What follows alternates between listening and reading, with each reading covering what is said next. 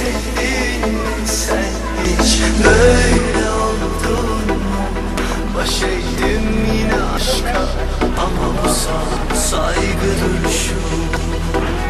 Seni karanlıklara bırakmak istemezdim. Anılarımız olmuş yine süslemezdim. Ardından acıtacak bir tek söz söylemezdim. Ben hiç hak etmedim ki böyle unutuluşu. Sen aşk ve çiçek, böcek, güneş, bulut sanmışsın.